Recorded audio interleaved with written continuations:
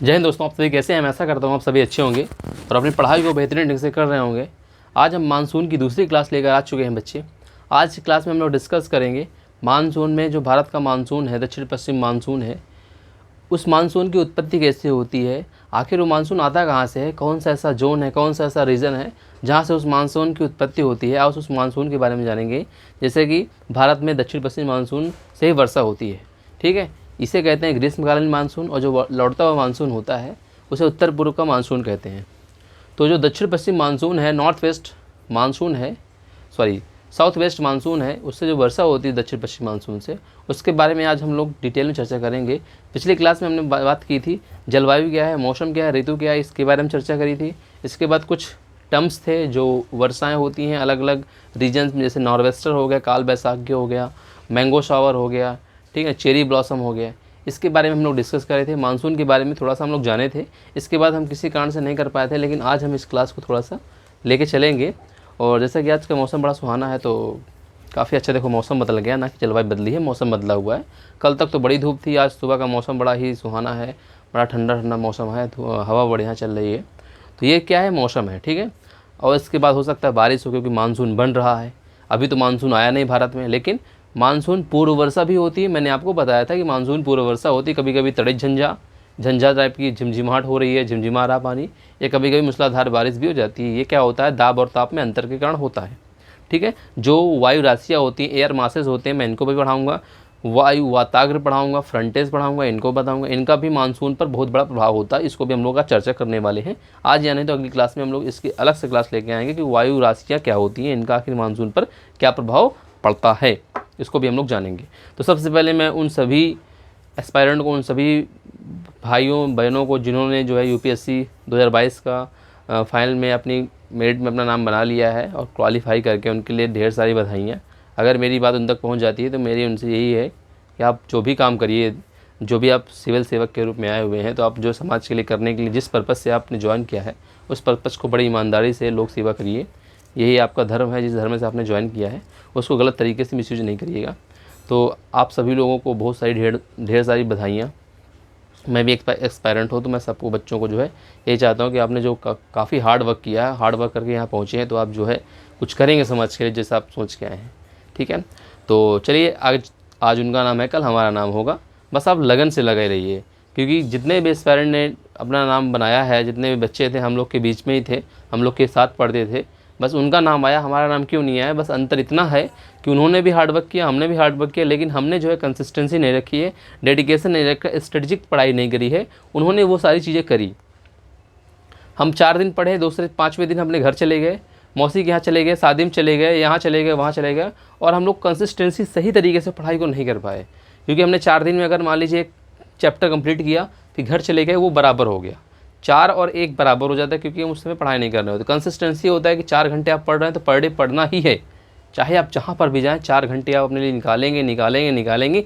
Exceptional days को छोड़ के, या बहुत ही बड़ी विपत्ता है, बहुत बड़ी है तो नहीं, 365 डेज़ में आपको 350 डेज़ तो पढ़ना ही है।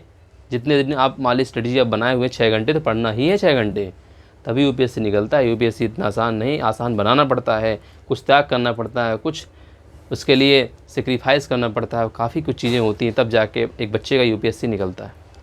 तो खैर छोड़िए, इस बारे में तो आपको पता है, आप मुझसे ज़्यादा मोटिवेटेड हैं, इससे मैं चर्चा नहीं करूँगा। मैं आज अपने टॉपिक पर चर्चा करूँगा, जो हमारा आज का महत्वपूर्ण टॉपिक है। तो मैं मानसून के बारे में बता रहा था। मानसून एक प्रकार की पवन प्रणाली है, एयर सिस्टम है, ठीक है ना। मानसून एक प्रकार का पवन प्रणाली, एयर सिस्टम है। इसकी उत्पत्ति जो है उत्तरी हिंद महासागर पर, सबसे पहले इसकी जो उत्पत्ति है उत्तरी हिंद महासागर पर।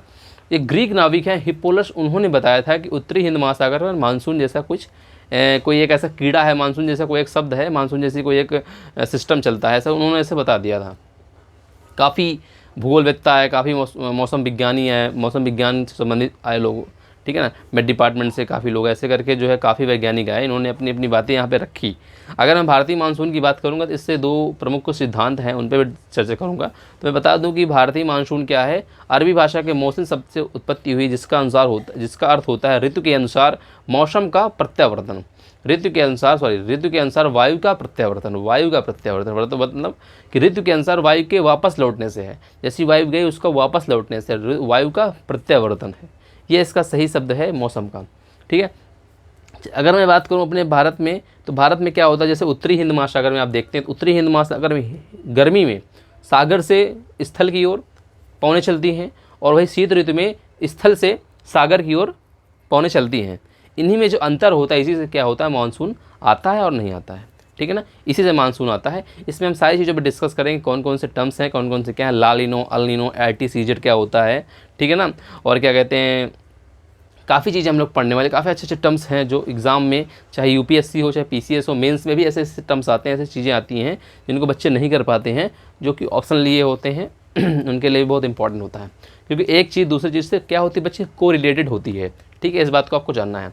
तो मैं मौसम के बारे में आपको ओवरऑल बता चुका हूँ कि क्या होता है मौसम। ठीक है ना, मौसम की शब्द की उत्पत्ति कहाँ से हुई, ये सारा मैं आपको बता चुका हूँ। मैं आपको बताऊँगा कि उत्तर भारत का जो मानसून है, उत्तर भारत में मानसून कैसा आता है, तो सॉरी उत्तर भारत मतलब भारत में मानसून कैसा आता है। तो भारत की बात करेंगे, भारत का मानसून।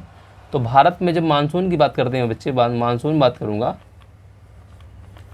अगर मैं भारत के मानसून की बात करता हूँ तो भारत में मानसून मुख्यतः दो प्रकार का होता है। ठीक है, नॉर्थ ईस्ट और साउथ वेस्ट। आप ये देख रहे होंगे भारत में मानसून बता चुका हूँ, दक्षिण भारत में दक्षिण पश्चिम और उत्तर पूर्व। तो दक्षिण पश्चिम मानसून होता है बच्चे, ये ग्रीष्म ऋतु का मानसून होता है। कैसा होता है, ग्रीष्म ऋतु का मानसून होता है। मतलब अभी गर्मी चल रही है जून में, तो 1 जून को केरल में सबसे पहले मानसून दस्तक अपनी देगा। आखिर वो मानसून आता है कहाँ से, इसमें बहुत बड़ा, इसने मैं आपको समझा दूंगा ऐसे तरीके से कि आप कभी ज़िंदगी में भूलेंगे नहीं। ऐसा मैं आपको मतलब ऐसे तरीके से समझाऊंगा आपको कि आखिर आता कहाँ से। आपको कॉन्सेप्ट जरूरी जानना जरूरी होता है। दक्षिण पश्चिम मानसून तो सबको पता होता है, लेकिन कॉन्सेप्ट किसी को पता नहीं होता है कि आखिर दक्षिण पश्चिम मानसून जो है आता कहाँ से है, साउथ वेस्ट मानसून आता कहाँ से। आखिर ये तो है नहीं कि भाई ये बगल में रखा हो, अरब सागर में है, अरब सागर के आ गया, आखिर ये आता कहाँ से है। और जब दक्षिण पश्चिम मानसून की बात करूँगा तो ग्रीष्म ऋतु में आता है। ठीक है ना, सबसे पहले केरला में पहुंचता है 1 जून, इसके बाद 15 जून के लगभग उत्तर भारत में, मतलब उत्तर प्रदेश के क्षेत्र में पहुंच जाता है। ठीक है ना, इस बात को दिमाग में रखना। तो ग्रीष्म जब दक्षिण पश्चिम मानसून की बात करूंगा तो ये मुख्यतः 2 भागों में बढ़ जाता है, अरब सागर की शाखा और बंगाल की शाखा।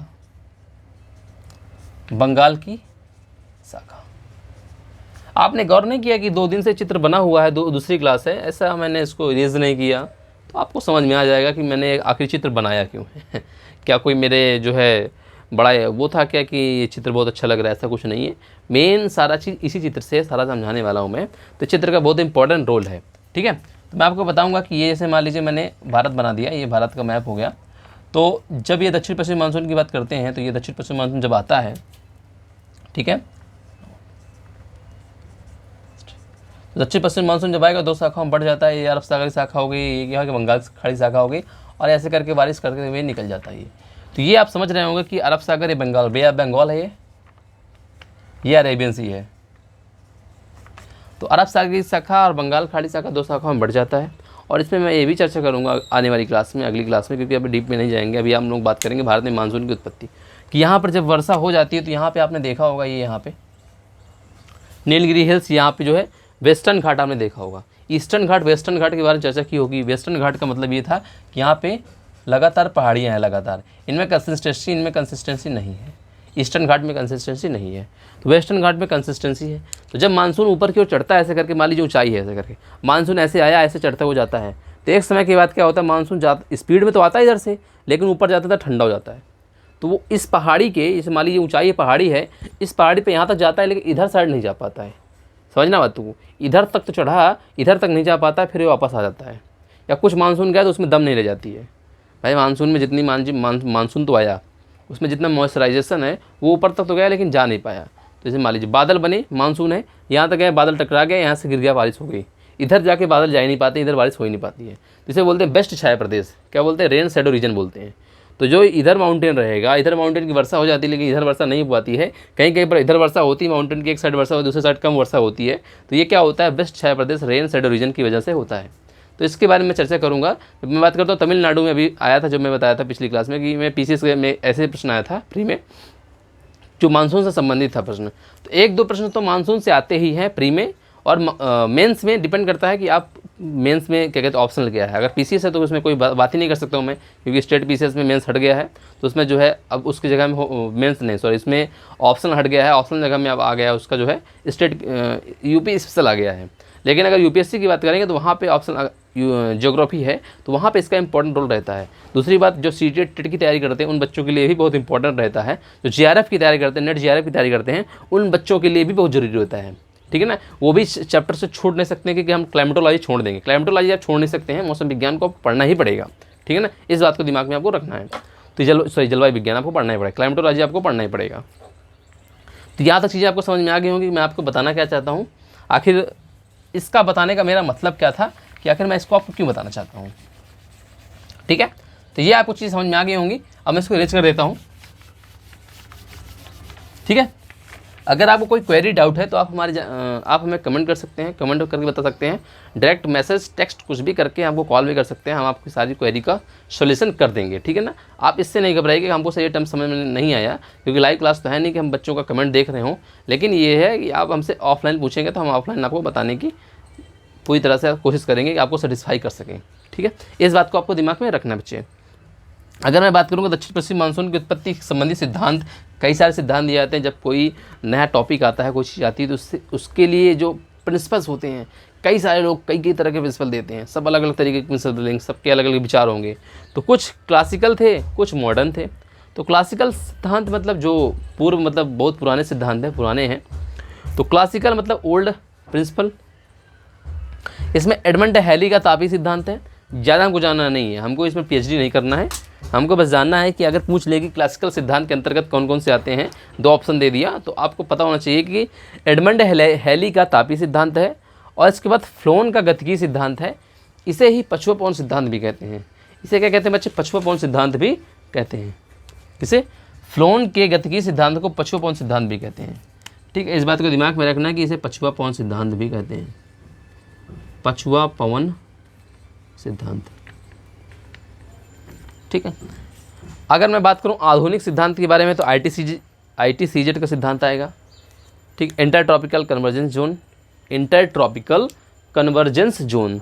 इसके बाद जेट स्ट्रीम सिद्धांत है, जेट स्ट्रीम के बारे में जानेंगे हम लोग। अल नीनो सिद्धांत, ला नीनो सिद्धांत।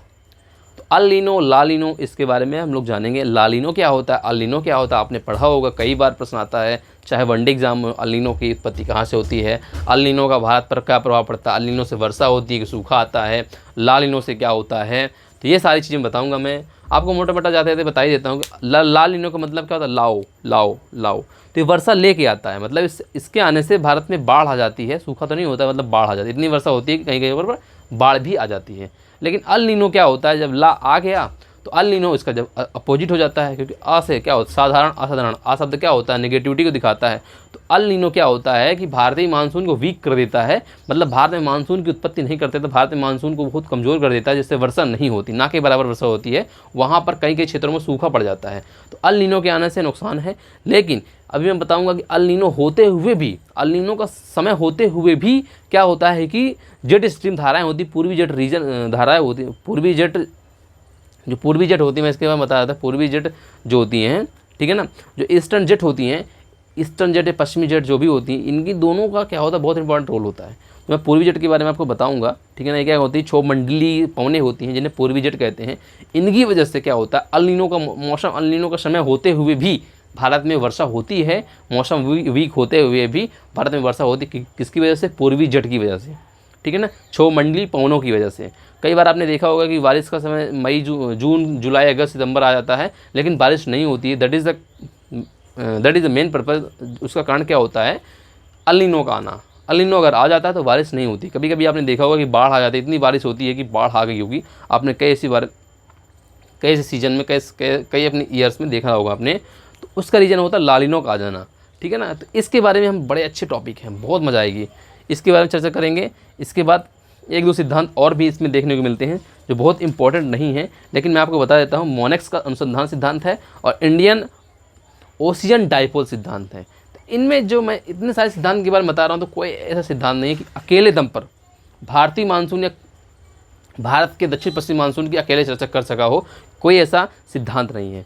एक भी ऐसा सिद्धांत नहीं जिसने मानसून की पूरी तरह चर्चा करी हो, बताया हो कि मानसून के बारे में हम सारी चर्चा, सारा चीज़, सारे फैक्ट बताने के लिए सक्षम हैं। ऐसा कोई टॉपिक नहीं, ऐसा कोई मतलब सिद्धांत नहीं था। सारे सिद्धांतों ने मिलकर अपने अपने विचार दिए और मिलकर एक सिद्धांत बनकर तैयार हुआ। उसके बारे में हम चर्चा करेंगे, दक्षिण पश्चिम मानसून जो कि आया कहाँ से है। ठीक है ना, सबसे पहले मैं बता दूँ। ठीक है, तो मैं आपको बता रहा था दक्षिण पश्चिम मानसून। जब मैं उत्तर पूर्व मानसून की बात करूंगा बच्चे, उत्तर पूर्व मानसून की बात करूंगा, इसे बोलते हैं लौटता हुआ मानसून बोलते हैं। ग्रीष्मकालीन शीत ऋतु का मानसून है। कैसा मानते हो? शीत ऋतु का मानसून है। इसे बोलते हैं क्या? इधर से देखो, नॉर्थ ईस्ट। तो नॉर्थ ईस्ट मानसून है ये। क्या बोलते हैं इसे? North east monsoon.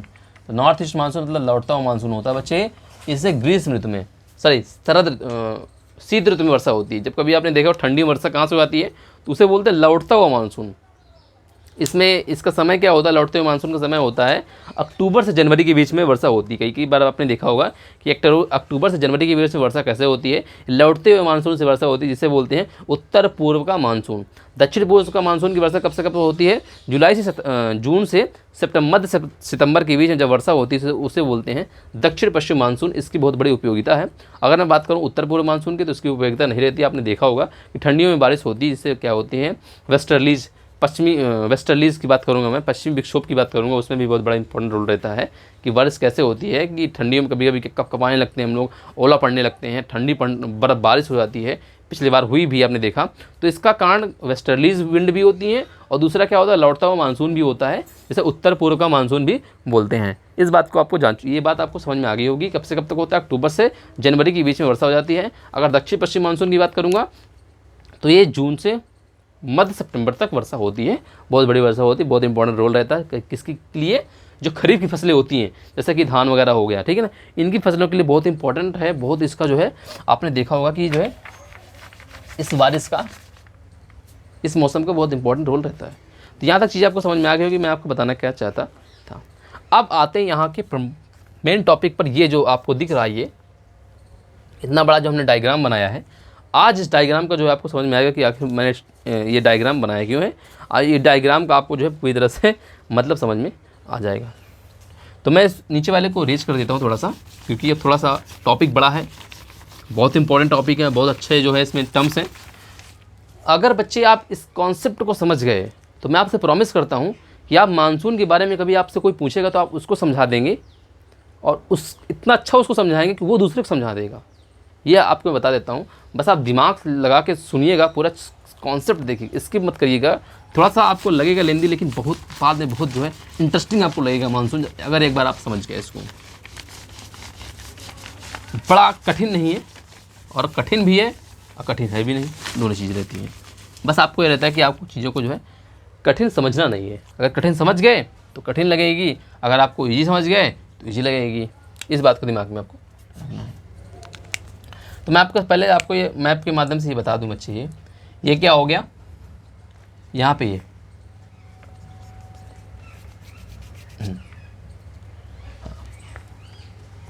ये बच्चे आपको जो दिख रही लाइन, ये 0 डिग्री सेल्सियस 23/2 कर्क रेखा। अब यहीं से मकर रेखा मान लीजिए, यहाँ पे मकर रेखा है।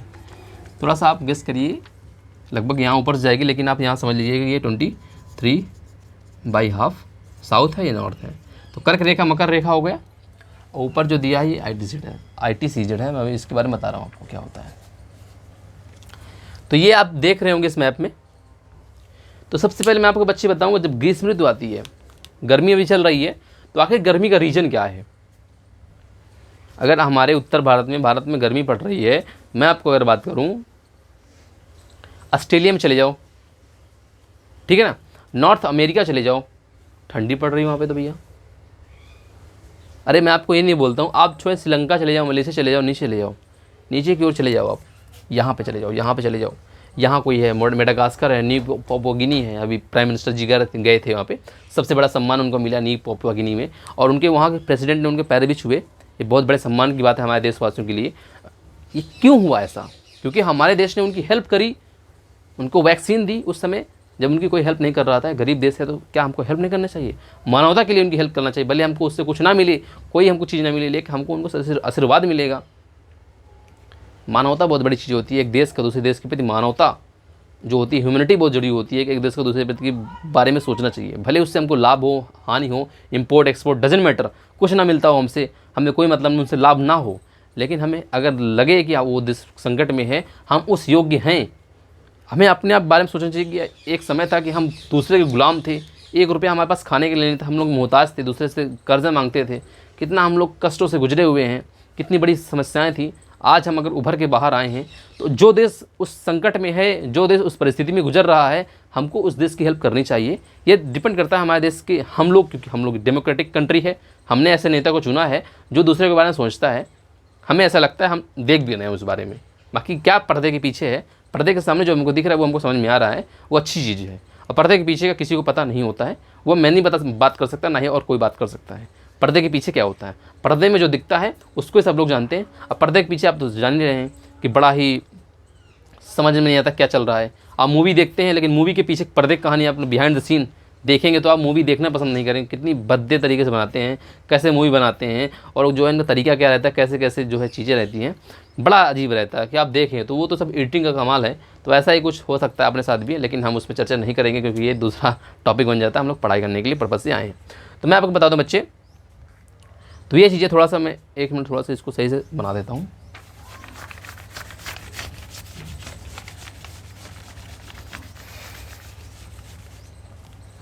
बच्चे अगर आपको वीडियो अच्छे लगे तो लाइक करिएगा, कमेंट करिएगा, अपने दोस्तों को बता दीजिएगा, और अगर नए चैनल पर नए हैं तो सब्सक्राइब कर सकते हैं आप। इसमें कोई आपका पैसा नहीं पड़ेगा, हमारे लिए एक प्रकार का सम्मान है। लाइक ज़रूर करिएगा, क्योंकि इससे क्या होता है, हमको पता चल जाता है कि बच्चे पढ़ रहे हैं, वाकई में बच्चों को जो है इंटरेस्ट है इस चीज़ में। तो जब गर्मी की बात मैं करता हूँ तो गर्मी हमारे उत्तर भारत में, मतलब यूपी की यहाँ पे पूरी गर्मी है, और इधर साइड में ठंडी रहती है, ठीक है ना। यहाँ पे गर्मी है, यहाँ पे भी ठंडी है, यहाँ बहुत ठंडी है, ठंडा मौसम है यहाँ पे। क्यों ऐसा ठंडा है, अब यहाँ पे ठंड पड़ रही है, गर्म नहीं है, क्योंकि सूर्य उत्तरायण हो गया है। क्या हो गया है, सूर्य का उत्तरायण हो चुका है। ठीक है, 1 मिनट रुकना बच्चे।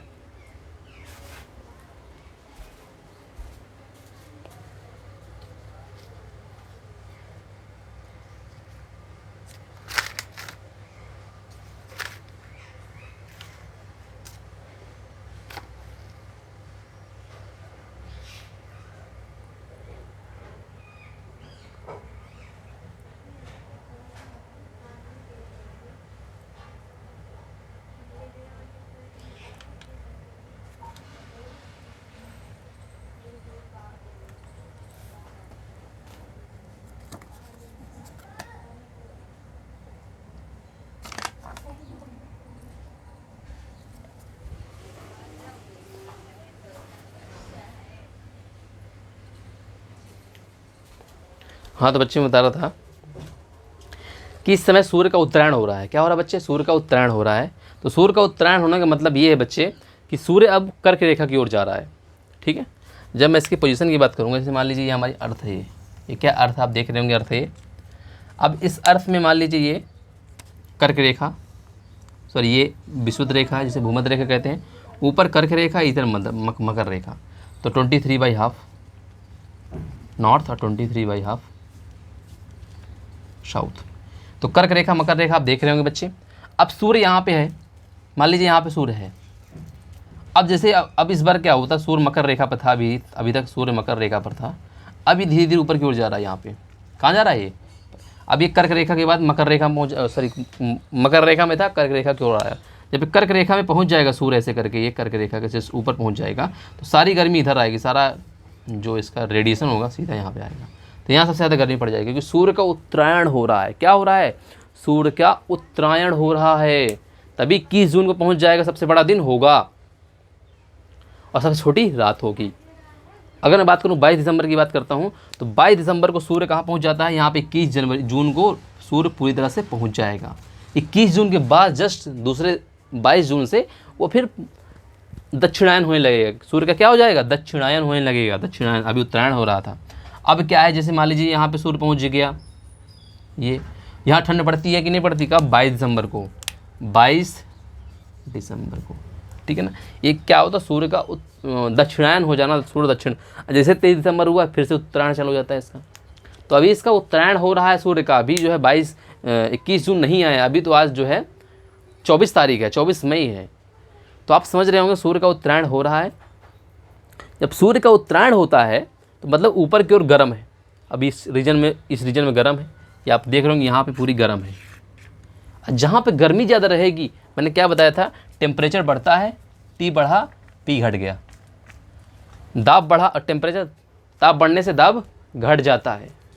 ठीक है, जैसे हमारे चारों तरफ क्या है, वायु है, जलवाष्प है। आपने प्रयोग देखा होगा, जैसे आप पानी, जैसे मान लीजिए आप क्या लिख कहते हैं, एक गिलास लीजिए कांच का और उसमें ठंडा पानी डाल देते हैं। जब ठंडा पानी डाल के ऐसे रख देते हैं आप, तो आप देखे होंगे कि पानी के जो गिलास होगा, गिलास के चारों तरफ मॉइस्ट जैसे लगेगा कि पानी कहाँ से आ गया। भाई गिलास में छेद तो था नहीं ना, आपने पानी तो अंदर डाला था ना, कि मतलब पानी तो आपने जो है गिलास के अंदर डाला। मान लीजिए गिलास है, गिलास में पानी अपने अंदर डाल दिया।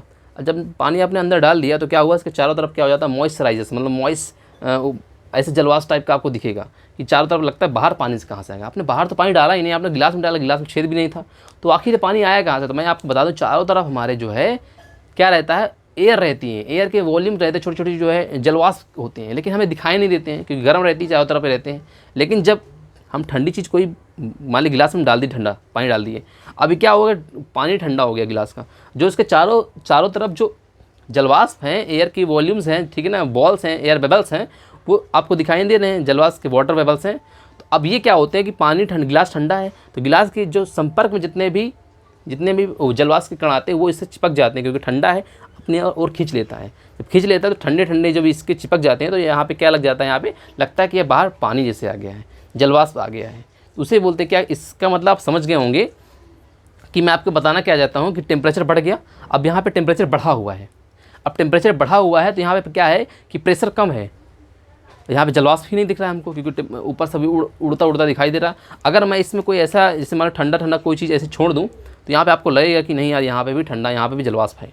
आपने देखा होगा कि कूलर चलता है, हमारी ठीक है, कूलर तो ठंडी हवा फेंक रहा है ना, लेकिन ठंडा आपको कैसे फील हो रहा है, क्योंकि चारों तरफ जलवाष्प है, चारों तरफ क्या है, वाटर के बबल्स हैं जो आपको दिखाई नहीं दे रहे हैं। जैसे ही आपके संपर्क में आते हैं, बॉडी के संपर्क में आते तो आपको ठंडा महसूस कर देते हैं। तो आप पानी में ऐसे देखे होंगे, आप प्रयोग नहीं देखें, देख लीजिए आज जाके कि आप ठंडा पानी लीजिए, गिलास में डालिए और चारों तरफ गिलास के देखेंगे तो एक जो है जलवाष्प आपको दिखेगा, जैसे लगेगा कि इसके चारों तरफ पानी कहाँ से आ गया है। तो पानी आपके आया नहीं, उसके चारों तरफ क्या होता है, वाटर वेपर होते हैं, लेकिन जब ठंडा चीज़ आती है तो उसको एब्जॉर्व कर लेते हैं। तो मैं आपको बताना चाहता था कि टेम्परेचर बढ़ा, प्रेशर घटा। अब प्रेशर घटा, दाब घटा, जो एयर है वो गर्म होकर ऊपर उठ जाती है। आपने देखा होगा ना, जब बैलून में जो गुब्बारे देखोगे, बैलून में देखोगे, बैलून में आप एयर भर दोगे, आप उसमें हाइड्रोजन एयर भर दिए, वो हल्की होती है, ऊपर उठ जाती है, ठीक है। कोई चीज़ अगर है, जैसे मान लीजिए गर्म होकर ऊपर उठती है कि नहीं उठती है। आपने देखा होगा कि रॉकेट इंजन देखा होगा कि उसमें नीचे प्रेशर, न्यूटन के तृतीय नियम लगा नीचे की ओर, लेकिन उसमें हीट जनरेट हुई अंदर। हीट जनरेट होने से क्या होता है, वो ऊपर उसका जो है उसका द्रव्यमान कम हुआ और ऊपर उठने लगती है वो, ठीक है ना। तो यही चीज़ यहाँ पे देखने को मिलती है कि एयर, मान लीजिए यहाँ पे ठंडी एयर थी, अभी तक हम पर दबाव डाल रही थी, ठंडी लग रही थी, लेकिन जब यहाँ पे गर्मी बढ़ी, एयर ऊपर की ओर उठी, ऊपर उठ जाएगी, दबाव कम हो जाएगा। क्या हो जाएगा, दबाव कम हो जाएगा, लो प्रेशर इनबिल्ट हो जाएगा, वहाँ पे लो प्रेशर जनरेट हो जाएगा। तो मैं आपको बताना चाहता था बच्चे कि जैसे मान लीजिए यहाँ पे एयर प्रेशर बेल्ट आपने बताया होगा, एयर प्रेशर बेल्ट आपने देखा होगा, ठीक है ना। यहाँ पे उष्णकटिबंधीय, उपोष्णकटिबंधीय, यहाँ पे उष्णकटिबंधीय हो गया, ये उपोष्णकटिबंधीय हो गया, ये शीतोष्णकटिबंधीय हो गया, ठीक है ना। तो ये क्या हो गया, उष्णकटिबंधीय, उष्णकटिबंधीय। टॉपिकल पेटी हो गया, टॉपिकल जोन हो गया, इसके बाद टेम्परेट जोन हो गया, ये उपोष्ण हो गया, टेम्परेट उपोष्ण हो गया, और शीतोष्ण हो गया। उष्ण, उपोष्ण, शीतोष्ण, जिसे फ्रिज जोन भी बोलते हैं, ठीक है ना। ऊपर क्या हो गया, ध्रुवीय प्रदेश हो गया।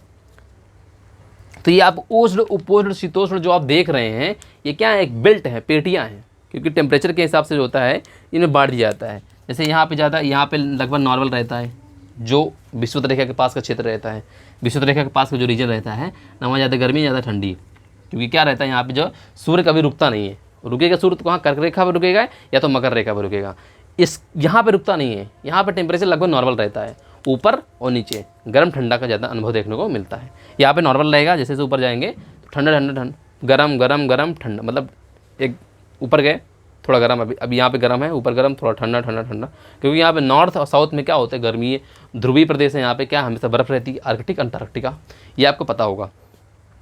तो मतलब मेरा कहने का मतलब जैसे सूर्य क्या है, उत्तरायण होता है, तो जितनी भी पेटियाँ होती हैं, दाब पेटियाँ होती हैं बच्चे, सूर्य के उत्तरायण होने से क्या होता है, कर्क रेखा में जो सूर्य पहुँचता है तो जितनी भी पेटियाँ होती हैं वो भी क्या होती है, उत्तरायण हो जाती है, वो भी उत्तर की ओर थोड़ा सा क्या होता है, खिसक जाती हैं। मतलब जो दाब पेटियाँ हैं बच्चे, मैं बताना चाहता हूँ कि यहाँ पे नॉर्थ है, ये क्या हो गया 0 डिग्री 23/2, 23/2, ये क्या इक्वेटर हो गया, ये कैप्रिकॉर्न कैंसर हो गया, कैप्रिकॉर्न हो गया, ठीक है ना। तो ये आपको पता चल गया होगा कि Tropic of Cancer, Tropic of Capricorn, 3 चीज़ हो गई। तो जैसे ही उत्तरायण हुआ तो सूर्य जो दाब पेटियाँ होती हैं ये भी उत्तर की ओर थोड़ा सा खिसक जाती हैं, क्या हो जाती हैं, उत्तर की ओर थोड़ा सा खिसक जाती हैं। तो मैं आपको बताऊंगा बच्चों कि जब उत्तर की ओर खिसक जाती है तो भारतीय उपमहाद्वीप पर जो पश्चिमोत्तर भाग होता है, क्या होता है, पश्चिमोत्तर भाग में क्या होता है बच्चे कि निम्न दाब का क्षेत्र स्थापित हो जाता है।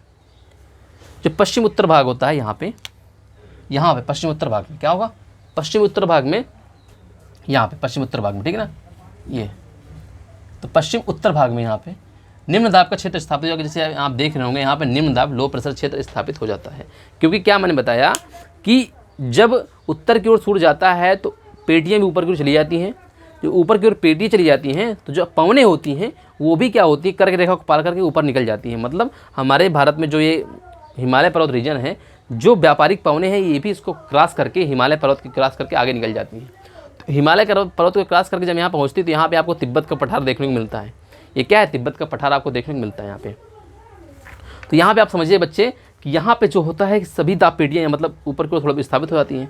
विस्थापित होने से क्या होती है, उपोष्ण और जो पछुआ पवनें होती हैं, जो पछुआ पवनें होती हैं, उपोष्ण और पछुआ पवनें होती हैं, वो भी उत्तर की ओर क्या होती है, हिमालय को क्रॉस करके उत्तर की ओर चली जाती हैं। क्या कहाँ चली जाती हैं, उत्तर की ओर चली जाती हैं। जब ये उत्तर हिमालय को क्रॉस करती हैं, विस्थापित होकर ऊपर की ओर चली जाती हैं, तो वहाँ पर जब गर्म हवाएं हैं, उपोष्ण और पछुआ पवनें गर्म हवाएं होती हैं, टेम्परेचर को बढ़ा देती हैं। जब यहाँ पहुँचेंगे टेम्परेचर को बढ़ा देंगे, ठंडा रीजन है यहाँ पे, लेकिन टेम्परेचर को यहाँ पे बढ़ा देंगे, ठीक है। जब टेम्परेचर को बढ़ा देंगे तो यहाँ पे लो प्रेशर जनरेट हो जाएगा। कैसे बेट हो जाएगा, यहाँ पे लो प्रेशर जनरेट हो जाएगा। अब यहीं पे आपको देखने को मिलता है कि लो प्रेशर, तो पहली बात तो व्यापारिक पवनें हो गई, सॉरी पछुआ पवनें, उपोष्ण पवनें जब ऊपर पहुंची, उत्तर हिमालय को क्रॉस करके विस्थापित होकर ऊपर पहुंची, तो वहाँ पे जो है लो प्रेशर डिजेनरेट कर दी। लेकिन यहीं पे आपको देखने के लिए मिलेगा कि यहाँ पे ITCZ भी हो जाता है।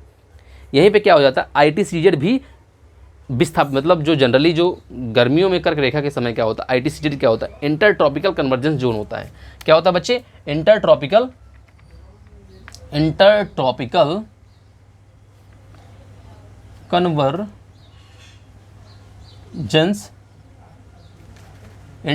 कन्वर्जेंस जोन होता है। अब बच्चे इसका क्या मतलब होता है, इंटर ट्रॉपिकल कन्वर्जेंस जोन का मतलब क्या होता है, मतलब क्या होता है बच्चे कि ये आप देख रहे होंगे, ये 0 डिग्री 23/2, 23/2, जब नॉर्थ 23/2 कर्क रेखा में, साउथ से जब दोनों तरफ से पवनें चलती हैं, कौन सी पवनें चलती हैं बच्चे, ये मैं आपको बता देता हूँ। जब पवनें चलती हैं, एक मिनट, जब व्यापारिक पवनें चलती हैं, इधर की ओर व्यापारी चलेंगी, इधर चलेंगी।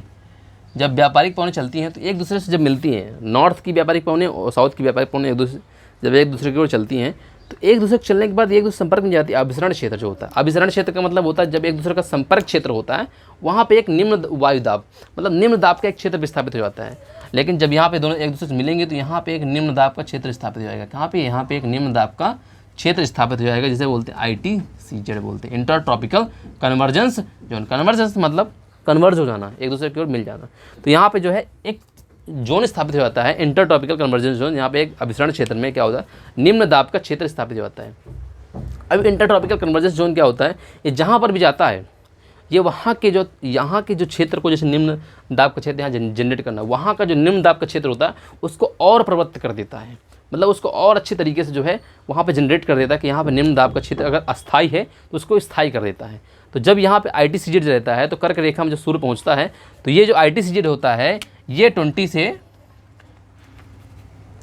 ITCZ जो होता है 20 से 25 डिग्री नॉर्थ की ओर विस्थापित हो जाता है, और इतने के बीच में रहता है, 20 से 25 डिग्री नॉर्थ की ओर ये विस्थापित हो जाता है, और 20 से 25 के बीच में ये ITCZ रहता है। जब ये ITCZ 20 से 25 के बीच में रहेगा तो इस जो यहाँ पे लो प्रेशर जनरेट हो रहा है उसको ये स्थायी कर देता है। कहाँ पे?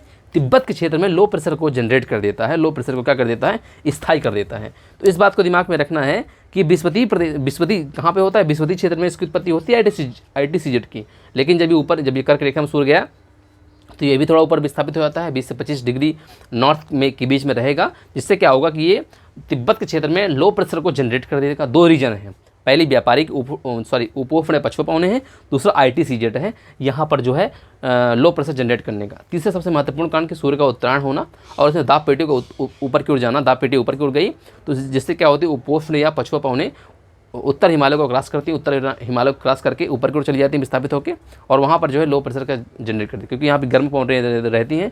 गर्म पवनें जब ऊपर की ओर जाएंगी तो वहाँ के रीजन को भी गर्म कर देंगी, तो यहाँ पे लो प्रेशर जनरेट हो गया। कैसे? क्योंकि टेम्परेचर बढ़ा, प्रेशर कम हुआ, तो लो प्रेशर जनरेट हुआ और यहाँ की एयर ऊपर उठी। ये एयर क्या ऊपर उठी? ये ऊपर उठी। अब मैं आपको बता दूँ कि ऊपर क्या होता है? क्षोभ मंडल, समताप मंडल। क्षोभ मंडल, ये क्षोभ मंडल हो गया, क्षोभ मंडल हो गया, क्षोभ मंडल, और ऊपर क्या होगा? समताप मंडल। अब क्षोभ मंडल और समताप मंडल के बीच में क्या होगी? एक क्षोभ सीमा होगी, है क्षोभ सीमा। जब ऊपर की ओर ऐसे जाएगा ऐसे करके तो क्षोभ सीमा में क्या है? टेम्परेचर क्या है? कम नहीं, टेम्परेचर कम है। यहाँ पे टेम्परेचर क्या है? टेम्परेचर कम है, प्रेशर ज़्यादा है। ठीक, अब टेम्परेचर कम है, प्रेशर ज़्यादा है, ये आगे जाने नहीं देगा क्योंकि प्रेशर ज़्यादा है ना, क्योंकि टेम्परेचर कम है, प्रेशर ज़्यादा है। अब ये एयर जो गर्म थी ऊपर उठी थी, ये ठंडी हो गई। क्या हो गई? ठंडी हो गई। जब ठंडी हो गई इनको ऊपर से प्रेशर डाला गया, भाई यहाँ से निकलो, तुम जाओ, यहाँ से निकलो, तुम्हारा ऊपर जाने कोई मतलब नहीं है। अगर तुम ऊपर गई तो हमारे भारतवासियों को क्या होगा? दक्षिण पश्चिम मानसून नहीं आ पाएगा। ये ऊपर ठेल ठेल के जो ऊपर बैठे हुए हैं छोबू, इनको छोबू भैया बोल सकते हैं, जो ऊपर छोबू भैया बैठे हुए हैं ये बोलते हैं नहीं तुम नीचे जाओ, और ये क्या कर देते हैं भैया? उसको भेज देते हैं नीचे कि तुम नीचे जाओ, और इनका डायरेक्शन मूव कैसे? क्षोभ सीमा पहुंचने के बाद इसे प्रतिचक्रवाती है। क्या होता है? जब क्षोभ सीमा पहुंच जाएंगे, ठीक है ना, गर्म पवनें ऊपर जाएंगी, हो जाएगा तो प्रतिचक्रवाती रूप धारण कर लेती हैं। क्या रूप धारण कर लेती हैं? प्रतिचक्रवाती। प्रतिचक्रवात, चक्रवात प्रतिचक्रवात में अंतर क्या होता है? चक्रवात एंड प्रतिचक्रवात। अच्छा, आपने पढ़ा होगा चक्रवात प्रतिचक्रवात? नहीं पढ़ा, बता देता हूँ। चक्रवात में क्या होता है? एयर अंदर की ओर जाती है, क्योंकि अंदर क्या होता है? हाई प्रेशर होता है, और बाहर क्या होता है? अंदर लो प्रेशर होता है और बाहर क्या होता है? हाई प्रेशर होता है। हमेशा क्या होती है? पवनें हाई प्रेशर से लो प्रेशर की हो जाती है, नहीं जाती हैं? ये हाई प्रेशर धक्का देंगे, जाओ अंदर जाओ, अंदर जाओ, तो हाई प्रेशर से लो प्रेशर की हो जाती हैं। तो ऐसे करके ये क्या होता है? चक्रवात होता है। जस्ट इसका अपोजिट क्या हो जाता है? प्रतिचक्रवात। ऊपर क्या हुआ? हाई प्रेशर, टेम्परेचर कम, हाई प्रेशर, यहाँ लो प्रेशर, अब इसका डायरेक्शन मूव हो गया तो ऐसे करके ये बाहर की ओर, तो क्या होगा? प्रतिचक्रवाती रूप धारण कर लेता है। प्रतिचक्रवाती रूप, जिससे इसकी दिशा में परिवर्तन हो जाता है और इसको मूव कर देता है, फिर से तुम वापस जाओ। क्या कर देता है? फिर से तुम वापस जाओ। तो जब ये प्रतिचक्रवाती रूप धारण कर लेता है, क्षोभ सीमा के पास पहुंचने के बाद प्रतिचक्रवाती रूप धारण कर लेता है, जब ये ऊपर पूरी फिर मोड़ देता है तो इसे बोलते हैं पूर्वी जड़ बोलते हैं, क्योंकि क्षोभ मंडली पवनें होती हैं, इन्हें क्या बोलते हैं? पूर्वी जड़ बोलते हैं। क्या बोलते हैं बच्चे? पूर्वी जड़ बोलते हैं। इनका ही बहुत बड़ा इंपॉर्टेंट रोल होता है। किसमें होता है इंपॉर्टेंट रोल?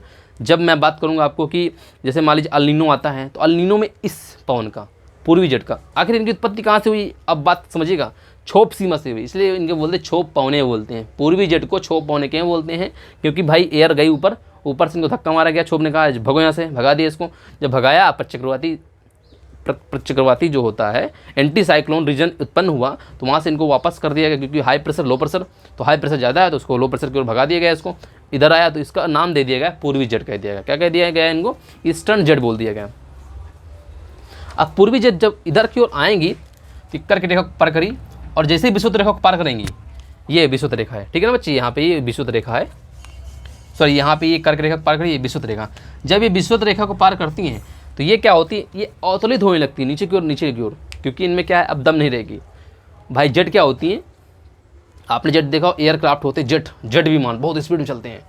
तो ये भाई इसको तेजी में तो लेके आया भाई, इसने ITCZ का लाइन क्रॉस किया, फिर इसके बाद इसने जो है कर्क रेखा क्रॉस करी। इसके बाद जब ये क्या कहते हैं विषुवत रेखा के पास आया, तो तब तक आते आते इसमें क्या हुआ बच्चे कि इसमें आते आते इसमें दम नहीं रह गई। दम नहीं रहेगी तो ये अवतलित होने लगती हैं। क्या होने लगती हैं? फिर नीचे की ओर दबने लगती हैं। जब नीचे की ओर आती हैं तो यहाँ हाई प्रेशर पहले से रहता है। ऑस्ट्रेलिया के पास एक द्वीप समूह पड़ता है, उसे बोलते हैं मैस्कर्नीज बोलते हैं। ठीक है, हिंद महासागर के पास, मतलब दक्षिण हिंद महासागर के पास पहुंचती हैं तो ये अवतलित होती हैं। विषुवत रेखा को क्रॉस करी है ये पूर्वी जेट। अब पूर्वी जेट जब विषुवत रेखा को क्रॉस करती हैं तो ये क्या होती है? अवतलित होती हैं विषुवत रेखा 0 डिग्री के पास से। यहीं पर क्या हो, एक दक्षिण हिंद महासागर के पास एक मैस्कर्नीज करके एक स्थान है ऑस्ट्रेलिया के पास। वहाँ पर क्या उच्च प्रेशर, उच्च वायु दाब का क्षेत्र स्थापित हो जाता है। क्या हो जाता है? यहाँ पे हाई प्रेशर, यहाँ पे दिख रहा होगा कि हाई प्रेशर। और जब यहाँ पे आया भैया तो इसने कहा कि हम तो हाई प्रेशर वाले हैं, ये ठंडे हो गए भाई। यहाँ से था तो ज़्यादा जोश था खूब, आते तो ठंडे पड़ गए क्योंकि भाई इनको रास्ते में कोई ऐसा मिला नहीं कि इनको जो है इनको जनरेट कर सके। ठंडे पड़ गए भैया। अब जब ठंडे पड़ गए भैया हम क्या करें? अब ये हाई वाले ताकतशील बोले कि भैया अगर आपको यहाँ पर रुकना नहीं है, आप तुरंत यहाँ से निकलो, आपका बुलावा भारत में है। इनको यहाँ से बता दिया गया कि भैया आप भारत निकलो, भारत में आपको बहुत जल्दी से बुलाया गया है। अगर आप नहीं पहुँचे 1 जून तक तो बहुत बड़ी विपदा आ जाएगी। इधर से अल नीनो देख रहे हैं, कह रहे हैं बेटा आओ तुम बताते हैं तुमको। ये बोले कि अल नीनो तुम्हारा कुछ नहीं कर पाएगा, कभी कदार कर पाता है। अल नीनो अब ताके बैठे इनको, ये अब भौकाल बन रहा है इनका कि अब हमको यहाँ उत्तर भारत में पहुँचना है, यहाँ भारत में पहुँचना है। अल नीनो तैयारी में है कि आए तो हम इसको पकड़ लें। अल्लाह नीनो उधर से देख रहे हैं कि बेटा आज हम तुम्हारे साथ चलेंगे। अल नीनो बोलता है हम तुम्हारे साथ चलेंगे। अगर अल नीनो जाता है दक्षिण पश्चिम मानसून के साथ तो वर्षा नहीं होगी। अल नीनो गया तो वर्षा इतनी होगी कि बाढ़ आ जाएगी। अब दुविधा है, अब दोनों के बीच का रास्ता भी निकालना है। एक कभी कदार, हर साल नहीं होता है कि अल नीनो आया ला नीनो, कभी कदार आता है, हर बार नहीं आता है। 2 साल में एक बार आया तो 2 साल में एक बार नहीं आता है। कभी कभी 10 साल भी हो जाता है, कभी कभी 5 साल, तो डिपेंड करता है कि क्या कैसा रीजन रहता है, वो बाद में बात करेंगे हम लोग। तो यहाँ पर आप समझिएगा कि ये आ गया, ठंडे पड़ गए भैया। ये जो पूर्वी जेट भैया हैं ठंडे हैं। अब मैस्कर्नीज के पास हाई प्रेशर जनरेट हो गया। मैस्कर्नीज द्वीप के पास क्या हो, हाई प्रेशर है। अब इनको कहा गया कि भैया आप रुकना नहीं है, आप तुरंत मुड़ो। अभी मुड़े कैसे? इनको तो हाई प्रेशर है, मुड़ने के लिए यहाँ पे तो भाई प्रत्यक्रवाज स्थापित हो गया था और छोप सीमा भी थी, एक सीमा भी थी, ठीक है, बॉर्डर था। यहाँ पर तो कुछ है नहीं। तो यहाँ पे आपको जो ये दिख रहा है तिकोने कलर का, ये बहुत दिन से बनाया हुआ हूँ मैं, जो एन कलर का दिख रहा है आपको ये तो मैं जो एन तरफ का बनाया था भाई, ये हाई प्रेशर है। अब डायरेक्शन मोड़ने का काम कौन करेगा? ये एन। इसे एन नहीं बोलते हैं, इसे बोलते हैं सोमालिक जेट। क्या बोलते हैं बच्चे? इसे बोलते हैं सोमालिक जेट बोलते हैं। दिशा निर्देशन काम करने वाला क्या कहते हैं? पार विषुवत जेट बोलते हैं इसे। क्या बोलते हैं? पार विषुवत जेट बोलते हैं, या बोलते हैं इसे फिलेंडर बोलते हैं। क्या बोलते हैं इसे? एक मिनट में इसका नाम देता हूँ। फिलेंडर बोलते हैं, पार विषुवत जेट बोलते हैं, पार विषुवत जेट या सोमाली जेट या फिलेंडर बोलते हैं इसे, फिलेंडर। ठीक है, इसे फिनलैंडर बोलते हैं, फिनलैंडर बोलते हैं। तो पार विश्व जेट बोलेंगे या तो फिनलैंडर बोलेंगे, या तो फिर इसको बोल देंगे सोमाली जेट बोल देंगे। तो यहाँ पे ये तैयार हो जाते हैं। कैसे तैयार होते हैं बात बन जाती है। मेडागास्कर पे हाई प्रेशर का क्षेत्र रहता है, ठीक है ना। तो यहाँ पे क्या रहता है कि आखिर ये जो क्षेत्र स्थापित हो गया, कैसे स्थापित हो गया, तो इस पर हम लोग बता रहा हूँ कि मेडागास्कर पे हाई प्रेशर का क्षेत्र रहता है और यहाँ पे लो प्रेशर रहेगा। तो हाई प्रेशर से लो प्रेशर की एयर चलती है, तो इसका जो है एक प्रकार का एक रीजन तैयार हो जाता है कि ये इसे कहते हैं सोमाली जेट बोलते हैं। क्या बोलते हैं? सोमाली जेट या पार विश्व जेट बोलते हैं, फिनलैंडर भी बोलते हैं। तो यहाँ पर आए और इनको कहा गया कि भाई डायरेक्शन मोड़ो। अब ये जो जेट आई इसका डायरेक्शन मूव कर दिया था। क्या कर दिया था? मूव कर दिया था। तो ये ऐसे करके मूव कर दिया जाएगा, तो ये क्या कहलाएगा? दक्षिण पश्चिम मानसून कहलाएगा।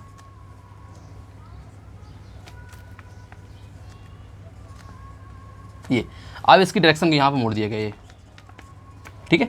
ये इधर प्रेशर था, हाई प्रेशर था, इधर इसकी डायरेक्शन को किसने मोड़ दिया?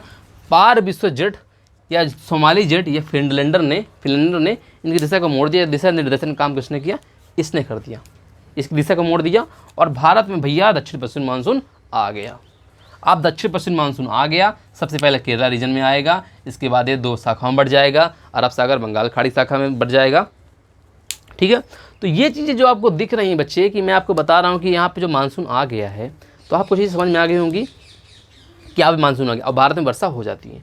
तो आपको चीज़ समझ में आ गई होंगी कि भारत में वर्षा क्यों होती है, कैसे क्या रीजन है। तो मैस्कर्नीज के पास पहुँचता है, यहाँ पे हाई प्रेशर का क्षेत्र स्थापित हो जाता है।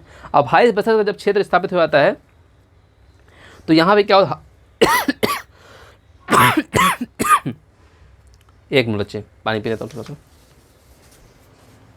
एक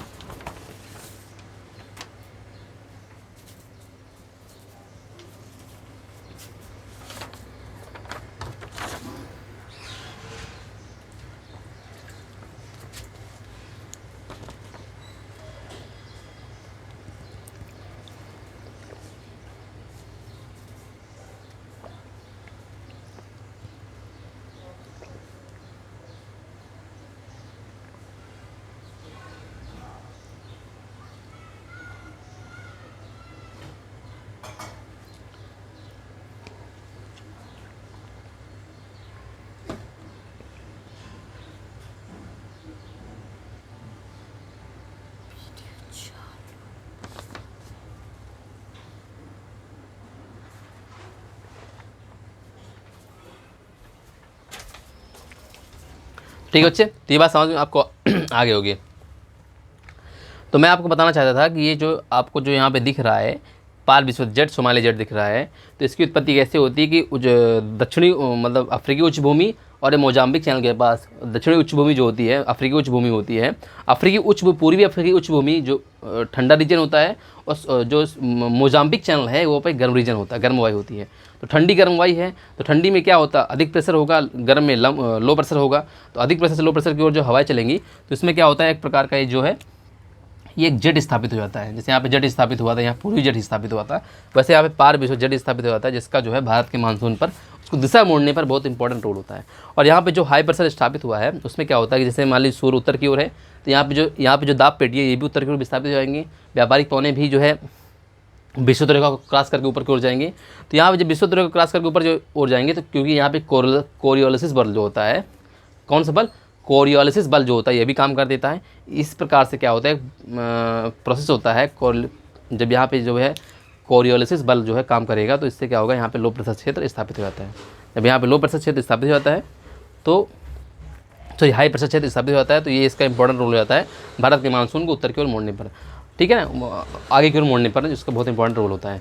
अब मैं आपको आगे जो चर्चा है, जैसे मान लीजिए कि यहाँ पे जो है लो प्रेशर क्षेत्र क्यों स्थापित हो जाता है, तिब्बत का पठार जो हीट सिंक जोन क्यों बन जाता है, इसके बारे में मैं नेक्स्ट क्लास में चर्चा करूँगा।